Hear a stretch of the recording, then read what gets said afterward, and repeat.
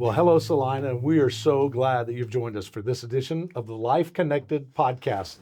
I'm Mark Rylander, and I have the privilege of leading these conversations where we talk about the people, the places, the passions, and the pastimes of Celina, Texas. We're recording this podcast in a week where British royalty is in the United States. The king and queen are here, and much to do about all of that in the media. Well, let me tell you, we are fortunate today to sort of have Celina royalty with us.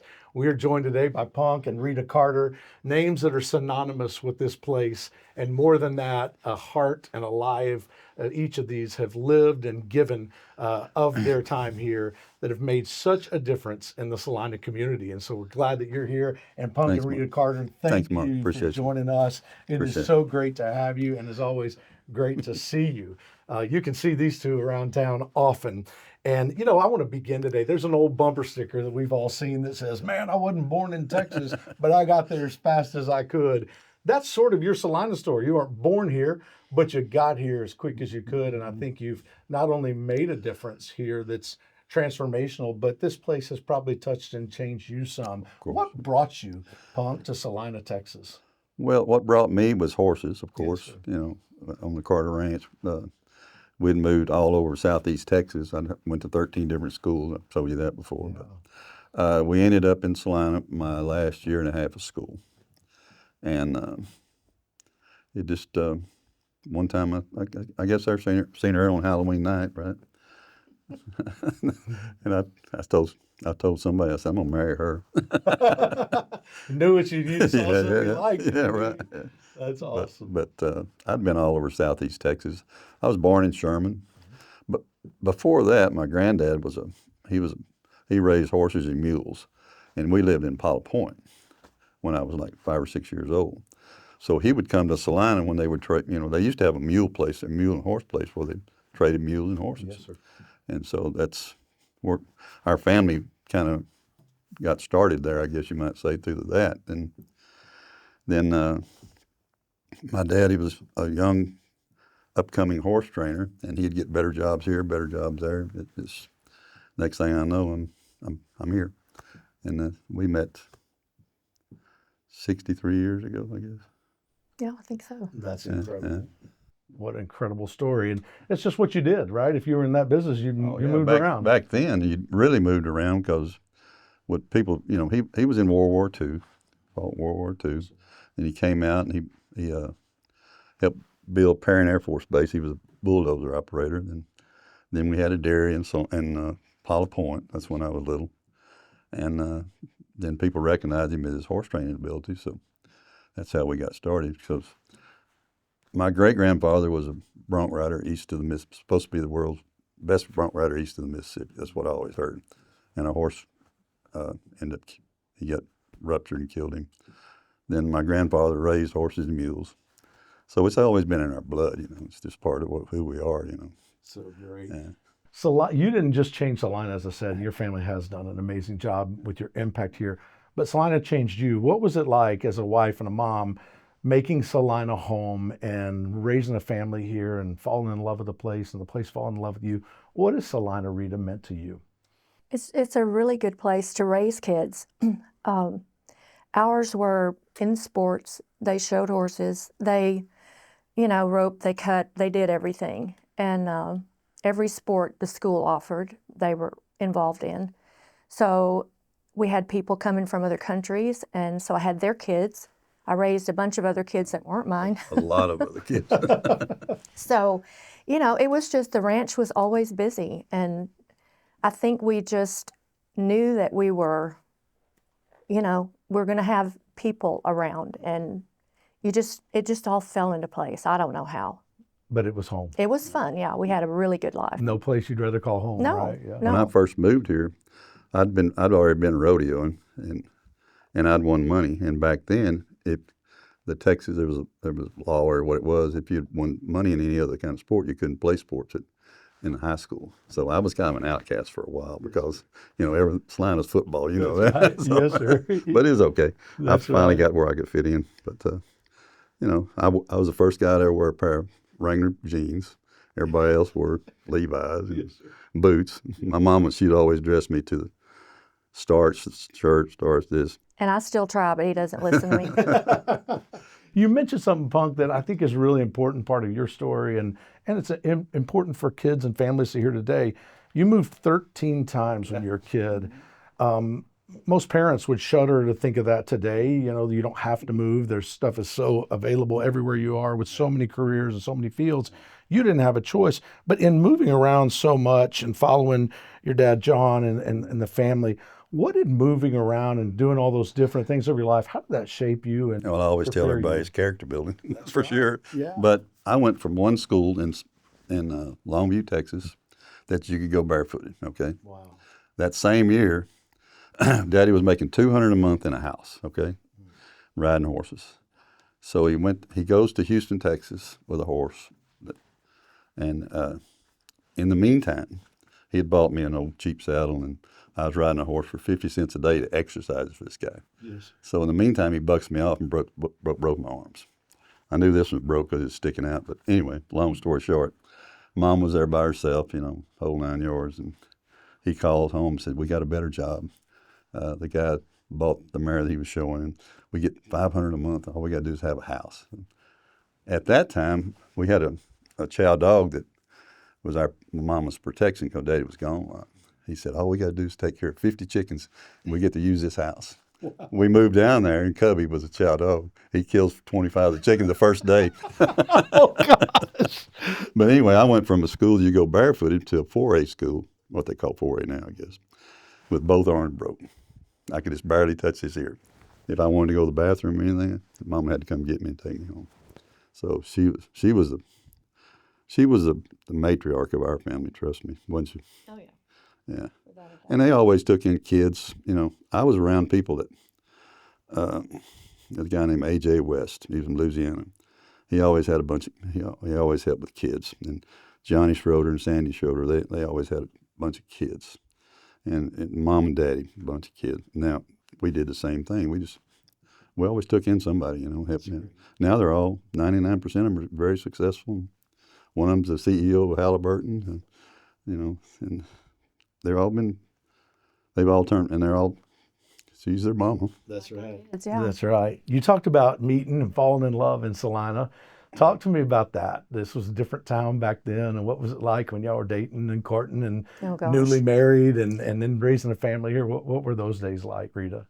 We met on Halloween night Yes. on the square in Celina. And, back then you just went on a date. I didn't even have a telephone. Yeah. So he had to come to my house to ask me to go anywhere. So we would go to the movies, go to the drive-in theater, and there was not a whole lot out here. We'd go to my grandma and granddad's house. Probably 99% of our dates were at their house, That's awesome. just to sit and talk to them.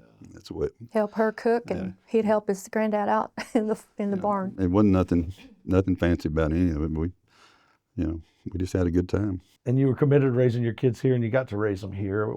Were you glad, Punk, that after jumping 13 times as a kid, were you glad that your kids got to be central? Oh yeah, it's been really good. raised in one spot? Yeah. She went to Prosper. Our oldest daughter, I built a store there in Prosper. I was kind of burnt out on the horse deal for a little bit, so we built a convenience store there in Prosper. So our oldest daughter graduated from there, right, Colleen. Then we moved back to Crockett for a while.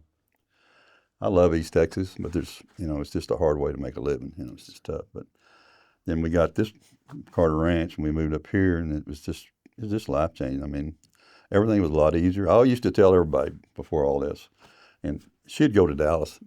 They said, "Where you live, Celina?" "Oh, it's north of 380, huh?" I said, "That's way out there." I said, "Yeah, really." See, I don't have to pack a lunch to get here. It It's really used to not. be so far. Well, I used to tell everybody we have the best of all worlds. We're 45 minutes from an airport, and we're back then we were 45 minutes from the best restaurants in the world. Now we're 2 minutes. That's exactly right, and that's okay It's too. all came to right? Celina, Yeah. But that's the way it was back then. I mean, it's a lot different, but it's all good. Celina's been really, really good to us. Yes, sir. And we love the convenience now. Yeah, it's nice. It's really nice. We've always tried to give back in anything we do for his people or the town, whatever what I could do. I try to never say no about something. So Yes, sir.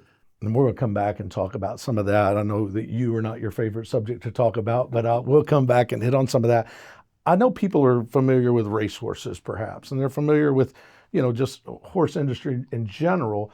But talk to me about cutting horse industry. What's your 30-second explanation of the cutting horse business? Why is it important? Why is it rewarding? What are the challenges? Well, it started out years ago when there was no fences. Yes, sir. So all the ranches would gather all their cattle in a bunch, and they'd have the chuck wagons on the outside. So one guy had a horse, he'd go in and take out his brand to do either, take it to market or do something with it. And one guy said, "You see my horse turn better than yours?" And before long, it's a competition. Yes, sir. So now it's all over the world. I mean, it's huge. Yes, sir. So the money is real strong. It's not as strong as a racehorse right now, but it's getting there. Yeah. It's really strong, and it's a rush that you can never get over. We put people. We train a lot of our horses on. We call it a flag. It just goes back and forth, and they just. Once they make those 2 or 3 turns, I said, it's worse than drugs. You can't get over it. You're hooked. And, and I've been helping people. We've had 23 different countries, I think, come there and get on a horse. Yeah. Just Or maybe right more, right at your place in Celina, the world has come here They have. for the They horses. have. Yeah, I think that's something that people just don't fathom. And what started for you is, you mentioned earlier, 50 cents or whatever, working on these horses. You worked so hard and made your way joining your dad and your brother in the Texas Cowboy Hall of Fame. What has that meant to you to progress from small beginnings to getting to be this iconic type figure in the industry? I think what it means, first it's hard work. You have to be dedicated to anything you want to do. I always say the harder you work, the luckier you get, but you got to be, smart doing it. And you were talking about what makes a good trainer. I think hard work to start with, but you got, and you have to have good animals under you. My deal was always not about me. It's about my horse. I want my horse to be the star. Mm-hmm. It's always been that way. Because if your horse is bad, you're not going to be the star, right? No, I don't. It's never been about me about any of this kind of stuff. I always want to make sure it's about our animals, because that's what brought us who we are today is our animals. Trust me. Yeah, that's right. And one of the things that has taken you from small beginnings to being a Hall of Fame trainer is the fact that you invested in so many people. You mentioned guys from all over and gals from all over the world that come to Celina, Texas to learn and to sit under your leadership. How do you approach that leadership? There is a responsibility. There's a stewardship there. What's that been like for you? Well, most of the kids that come here that want to be horse trainers, my goal is to make them better than me. That's what I always tell them. And they end up doing that. And that's what I want. And now one of those kids that we took under our wing, he never rode a cutting horse. He rode some pleasure horses, you might say. Now his son is a star. So that's what you want. You want to see generational of it. And that's the legacy of leadership, right? When you have people doing it better than you and doing it for generations. Always. Having all those people from the world, Rita, I mean, your house suddenly becomes almost like an embassy. You have people coming in, you have Hollywood actors, you've had, people from around the world, leaders and well-known people.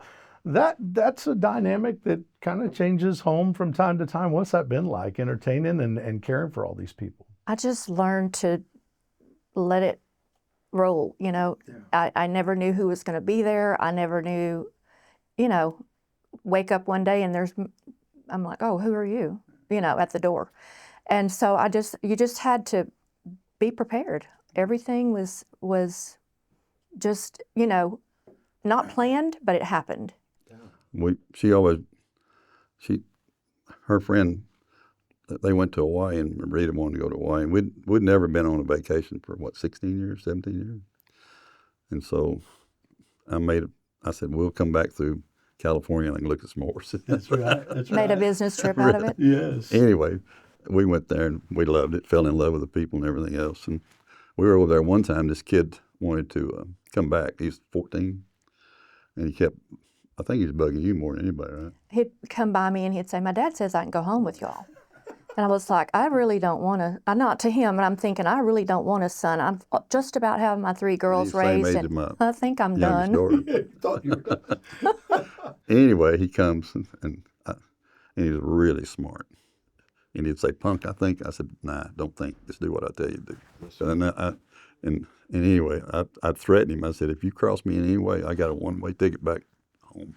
And that was how long ago? Gosh, I don't even know. He still lives here. He's still here. Oh, yeah. Yeah. Got a He didn't family go here home. and everything. Isn't that great? The kid that He you ended were up hesitant to bring. Yeah, he was 14 and ended up graduating with our youngest. They're the same age, our youngest daughter. So Yeah, that's incredible. they're best friends right Oh, now. yeah, they're good friends. Wow. He's a good young man, very smart, but he's something else. Being a generational business, this is not only in your head as a leader, and it's in your heart as a Hall of Famer, but it's also, this is deep in your soul. I've heard you say before that, sometimes the closest you can feel to the Lord is when you're just like out on a horse and you're out in the land and you're watching the sunrise or watching the sunset. I want you to just expound on that. You don't have to be Billy Graham and give a sermon here, but just talk about something happens when you're out there doing what you do deep. It's one-on-one. It's not somebody going through somebody to get to him. It's me straight to there. That's the way I look at it. So, and being on that horse, and I tell everybody, just touching a horse will change your life. It will. Yeah. It really will. So here's my question: do you still let Punk get up on those horses? And run around? He still does. He still does. I told him saddle me one this while ago. I'll be back. You're ready to get this interview over so you get back on a horse. It keeps you young. I went through some bad surgery this year, so I couldn't get on for sure. I couldn't pull myself on. I couldn't put a saddle on, but I'm deep where I can a little bit. Yeah. I had bad shoulders, but it's a. Last year, not this year. Well, was it? Yeah. Close enough, right? Yeah. The years I kind had of run together. five surgeries in what? 3 months. Yeah, it was tough, but it's okay. I tell everybody it's He's just back in the saddle. That's character awesome. building. We still teach a lot. We give a lot of lessons. My daughter and her daughter, and then me, and it's just rewarding there too. Yeah. Real rewarding. Do you still love saddling up a horse Oh and my just gosh, getting on him? yeah, Is it just, you could not do it? Nothing like a good horse under you. Yeah. He's really grumpy when he can't do that. Is that right? You want him out of the house. Time to go ride, Punk. I'm like, She had never never rode it. We were married 17 years before she ever started showing. our youngest daughter started showing. She was 7, and I was like, I'm lost here in the bleachers by myself. She sat in the bleachers forever and ever and ever. And we were rolling. We had a lot of horses, a lot of people who were helping. Now I tell you, we were living in Crockett, and I was just me doing all the work. And, she was taking care of the kids and everything. And I used to work at the sale barn, the cow sale barn, once a week just to get away from all my stuff. So I got in the car with this guy. His name was Sonny Moore. He owned the sale barn. Clean, no, nothing. I had cow manure all over me and everything, I said, Sonny, what am I doing wrong? He said, well, your mind's made to work with, Punk, and your back's made to your mind's made to make money, and your back's made to work. So that kind of stuck in my mind. So when we moved back, I had a really bad back surgery. We lost everything. I mean, we were eating beans and cornbread that winter. I had to borrow money off one horse just to survive, So I had to start using my head because I was out of the business for a year, and that's how I made my living on the back of a horse. And I couldn't do it, but it really made a difference in my life being able to think. And when you're on your hands and knees from that kind of stuff, and you look up, it's a different look. It's a different look. And he really was. He couldn't walk. I mean, he would crawl from chair to chair. It really changed my thinking about life, period. So I'm telling you, when you're there and looking up, it's a One of desperation. Yeah. You appreciate life Yes, a different way. So people may not understand, but this cutting horse business, it's a full body contact sport, and you've probably gone through injuries. Well, over time. Yeah. When I was in high school, I rode bulls and I roped calves. I did it all. I rode anything got 4 legs. when we were kids, me and my brother, when we got home from school, Daddy had something there that was going to buck. Okay, that's right. My brother ate it up. I hated it. Okay, he'd get on anything. It still does. I mean, still would if he could, but that's just the way it was. And he had somebody there to bet we could do it, so we better do it. But my dad. I wouldn't call it hard. I guess he's proud of what we could do, and he knew we could do it. And so we tried to make him proud by doing it for him, And he wanted you to be the best. Yeah, and it helped, And we went through a change, me and my brother. when we first started riding horses, we call them cold-blooded horses. They were just really hard old ranch horses. No breedings to them much, you know. And you had to have the big spurs and the big bits. And here come a lineage of horses that kind of changed everything for the cutting horse world. It's called dog bar horses. And if you didn't get on that bandwagon and learn, it's just like teaching a kid, you know. Some kids, they're maybe kind of a little fragile, but if you get them through that, they're really good. The dog bar had that. They were a little bit hotter-blooded horses. So we were married, and I wasn't winning anything for like 7 or 8 years. I mean, I was in a dry mode, trying to raise a family, not winning. It don't look good. It ain't good. So we went to one of my dad's best friends' school, who had kind of grew up. I mean, it kind of taught us a different way to, you know, the be more. They were the kind of horse, if you got after them too much, they'd tell on you. So we had to learn how to be a little more finesse, you might say. And we got along good, and it hurt Daddy's feelings for a while, but then he got on the bandwagon too. So it was really good. Brought him around. Oh yeah, but yeah. You have to change, you know. That's You right. can't Change, stay you in have the to change every past. day almost, you know. Yeah, just like anything else. As a wife, watching Punk go through those operations and the challenges and the points of desperation where, I mean, it changes your life even for a season and then long term potentially. What was it like as a mama and your kids were now staring down the barrel doing the same business, and all these kids that y'all would take in you love? Well, how did that mama's heart approach the idea of my baby's about to get on these big things and they could be in these similar situations? It was hard, you know. I mean, you have to think about it. Moms are always going to be protective, you know. And so, gosh, the first one, she rode, and she rode cutting horses and roped. And the second one, she at 9 years old was world champion. Still the youngest world champion. Youngest world champion our association's ever had. She won the non-pro, amateur non-pro for the year, for the world. And she was reserve youth, and she was 9. And I see 9-year-olds now, and I'm like, she had to have been older than that, you know. So you don't realize when you're in the moment, but they were hard-headed, determined, and I couldn't keep them out of the barn. So You just had to be okay with Yeah, it. I was just like, okay, well, we'll just roll with the punches, I guess. When we were showing that year, we had a single cab pickup. We didn't have no money, and a 2-horse trailer, and 5 people in that single cab pickup is pretty tough, you know, especially with me when they all want to go to the bathroom at different times and all that kind of. But it's all good, you know. It's just like I say, it's character building. It's what you did. It's what you could We do. all made it, so Yeah. yeah. Everybody wanted to lay down in that one Oh, God. seat, and kind I'm of hanging out layers of them. off the door on the, you know, like how much further is it home? And it got further and further as the moments went on, right? I want to talk about legacy. You mentioned it some that, I mean, the accolades you've received, I know they matter to you and they mean stuff to you as a family. But so much of your legacy is tied up, you mentioned earlier, in giving back. You've wanted to always give back. And as a person who's lived in Celina 15 or so years, I've seen your giving back. First of all, I've never heard you talk about it. I always hear other people talk about it, which I think is the highest compliment I could pay you. But it's just always mattered to you. You saw that you were a steward of something bigger than just your business.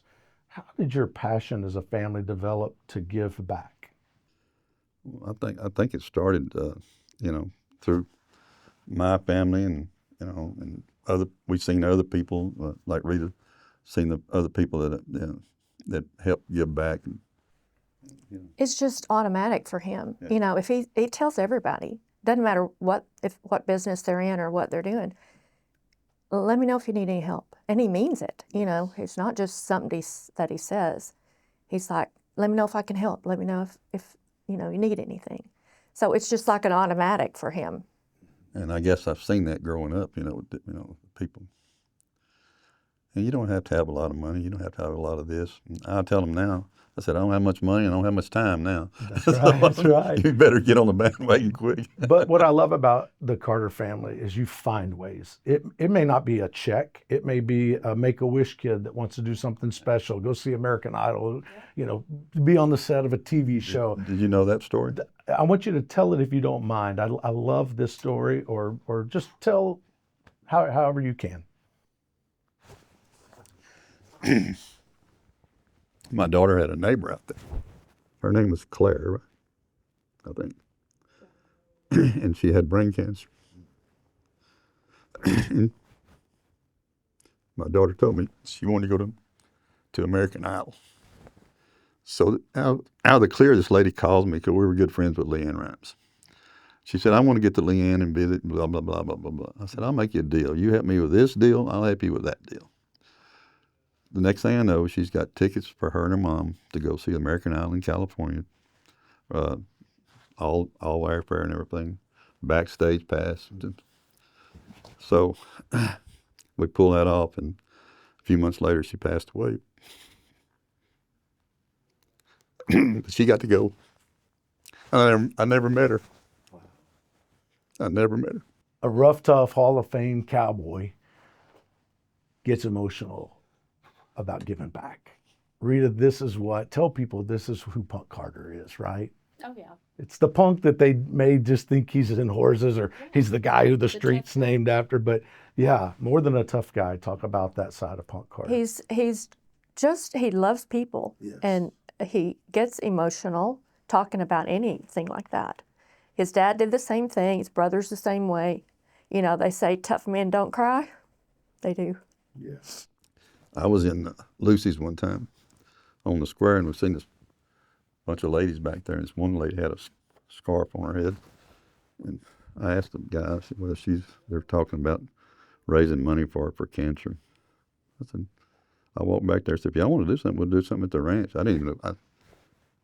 And we did it. We pulled it off. It was really good. We had A lot of people. a lot of people. I think she raised about 15,000, but you know, I didn't even know who she was at the time. But you know, if you got accessibility to help people, why not do it? That's right. It don't take no time. And I love these stories because it reminds people it's not, we live in this world where everything's about a check. It's not about a check. It's about a life check, right? It's about just making a couple phone calls or availing the gifts that you have to have people out to your place, and it changes her life and it changes her cancer journey. And we can't control how those journeys end, but we can control while they're alive, right? One of our friends who always took in people, the Schroeders, when he passed away, one of the guys was a pastor that they had raised, and what's the singer down there? Was a big singer from down there. Tracy Bird was there. He sang it, but they took all those guys in. But you know, what goes around comes around. It all came back. Give back, whatever. And he was always my hero. He was a real cowboy. You know, I grew up riding bulls and roping calves and all that stuff, and then we moved to Crockett, and we started buying a bunch of bucking bulls. So I'd leave in the morning, me and one other boy, to go catch bulls, and she didn't know if I was coming back or not because there wasn't no cell phones, you know. So it was an experience of a lifetime. It made me, I thought I was a cowboy till I did that. Let's put it that way. So it was a great experience for me. So you got to really prove it to me if you're a cowboy now. I don't buy it. That's big when a Hall of Famer says, I thought I was a cowboy. I did. I really did. Because, you know, A lot of people think they are if they just buy them a hat and put it on, some boots. Or even if they ride a horse. It ain't that way. No, Trust me. sir. No, sir. I've been hooked off of a horse. You name it, I've had it done to me. You lived a lot of places. You came back to Celina. Celina was always home. You always ended up here. And It was a blessing. It was a blessing to come on the Carter Yeah, Ranch. I can imagine. And then when Celina started hitting its first growth, one of the first big subdivisions was Carter Ranch, and now we've got Punk Carter Parkway. What is that like when you're driving through town We and still you see talk that? about it. People call me. Yeah, I'm still alive too. That's right. That's right. Yeah, Yeah. you didn't have to wait. Really? But we cross it, or we'll be on it. I'll go, won't go. we still can't believe it. We're like, how, why? How did this happen?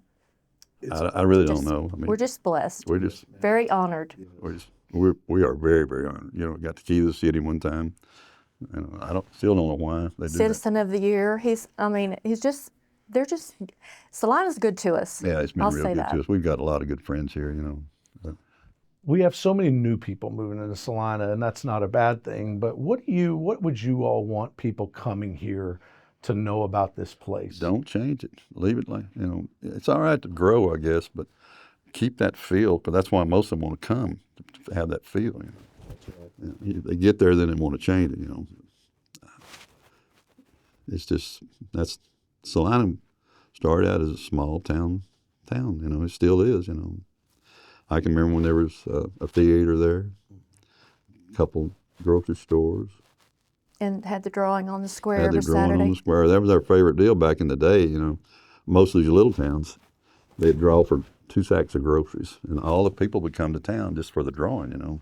Kind of like they're at Walmart today. Yeah. That's right. Yeah, you get free The stuff. prizes. That's right. Yeah, it's still I just don't want to lose that feel. Let's put it that way. What would you say to new moms that are coming here to raise their family? What would you challenge them to embrace about this place, the heart of Celina community, Rita? Oh gosh, it's so long since I've had little ones, but you know, all moms are going to pretty much be the same. You know, you want good friends for them. You want, you know, good schools. You expect people to be cordial to each other, and you know, just think about, put yourself in their place maybe, and you know, before you act. But keep the town the same. Let your kids play the sports. You know, meet the kids, meet the families, and There's so many young families, you know, you see like this lady here. I just love that, you know. You want to keep that alive, and it's a good place to raise them. It is. It really is. And you talked about meeting and getting to know each other in the early days, and life kind of centered around the square. When you drive around the square today and there's mamas and little kids, and you're at Cajun Fest, I've seen you at the festivals and all that. What does that do in your heart when, even though we're getting big and we're getting our box stores and we're doing all this growth that everybody either loves or hates on any given day, what does it mean to you when you still go down to that square and there's people doing life there and engaging and doing community? And you How see does that- so many, I see so many young fathers with their kids, you know, letting them play and all that kind of stuff. You know, the moms are always the most important, but the fathers, you see that, I love that. I mean, it's just, it's still got a little bit of a laid back feel to it, you know what I'm saying? as crowded as it can be, Yeah, but you it's know, still you're got a laid still, back feel. it still feels like Celina. That's right. And I think that's the balance that all of us. And I who hope have they lived keep it that way. Yeah. I hope, you know, hope people coming in will don't want to change it. And, you know, sometimes government officials may want to change what they think's right, and it's not. Just leave it alone. That's, you know, let it be the place for your family to grow up. Oh, and the main thing I would like, not the main, but one of the things, learn to pronounce it. It's not Celina. That's right. My car, when I set it to get directions, it still says Celina, I and it know. drives me nuts No. every time. The old timers did that, so leave it be. That's right. That's exactly right. So much is being said this year about Celina and the 150th, the sesquicentennial celebration as a city. And so many of the roots here are just deep in the cattle and ranching and horses and all that. This sesquicentennial year, what does that mean to you? And what would your parents and grandparents think of this little place that's become what it is, and yet I think still trying to hold on to the heart and soul of our city? What would they think about that? Oh, you know, they would be surprised at the growth for sure, but, you know, I would, you know, it's got to be a good thing to a certain point. Then it's you got to keep it like it was, you know. We're going to have growth no matter where you go. You're going to have it. You just got to accept it, but accept it in a good way that just keep that Keep it in town mind. center the way it is. It's guarding the heart, right? Guarding It's hard the to heart. do, but Yeah. you know, you just remember back when Yeah. and appreciate how it I was. remember my dad, we lived in Pilot Point, but he came to Celina to buy a TV, the first TV that went back to Pilot Point. He bought it there on the square. Is that right? Yeah. Golly. I was 5, I think, or 6. And when you were young and doing life in downtown Celina and go to those Saturday drawings, you could pretty much, life was sustained here. You pretty much had what you needed in this town, right? Even when it was small. Yeah. There were two grocery stores, or 3 maybe at one time. I can remember when I'd go to Fort Worth with my granddad to the stockyards. It was an all-day affair. I mean, an all-day affair. Yeah. I'd go over there and he'd talk, do his BS with his buddies and stuff, and I'd walk the rails and stuff. But it was a lot of fun back then. It was simple. Let's put it that way. Yeah.